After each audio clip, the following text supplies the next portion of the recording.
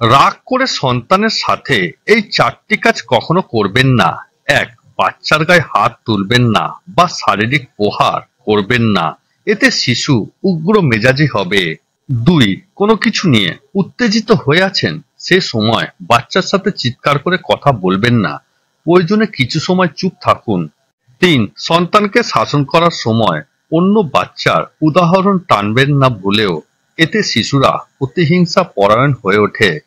৪. অতিরিক্ত রাগের কারণে নিয়ন্ত্রণ হারিয়ে শিশুকে এমন কোনো বাজে কথা বলবেন না যাতে শিশুরা চরম কষ্ট পায় এবং আপনার প্রতি ঘৃণার বীজ বপন করে নেয় মনে। কেউ আপনাকে ভুল বুঝলে এই ৩টি কাজ করুন, সে আপনাকে সরি বলতে বাধ্য হবে। একবারের বেশি তাকে বোঝাতে যাবেন না, কারণ সে ইচ্ছা করে আপনাকে ভুল বুঝতে চাইছে। ২. তার সঙ্গে কথা বলা বন্ধ করে দিন, দেখিয়ে দিন আপনি মোটেও সস্তা নন। ৩.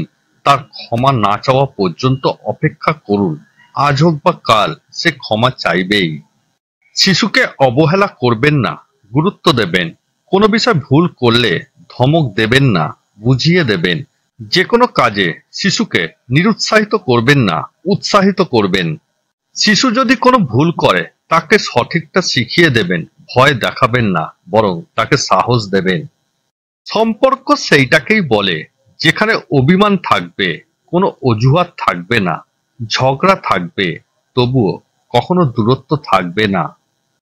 দায়িত্ব জিনিসটা বড়ই কঠিন, যে পালন করে সে সবসময় দোষী হয়, আর যে এড়িয়ে চলে সে লম্বা লম্বা জ্ঞান দিয়ে যায়।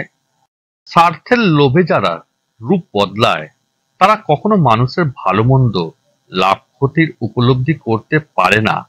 তারা শুধু জানে সবকিছুর ঊর্ধ্বে তাদের স্বার্থটাই। লোকে কি বলবে? প্রথম দিন হাসবে, দ্বিতীয় দিন মজা ওড়াবে, তৃতীয় দিন সব ভুলে যাবে। তাই লোকের পরোয়া করো না, করো সেটাই যেটা করা উচিত, যেটা তুমি চাও, যেটা করে তুমি আনন্দ পাও। একটা কথা সবসময় মনে রাখবে, জীবনটা তোমার, লোকের নয়।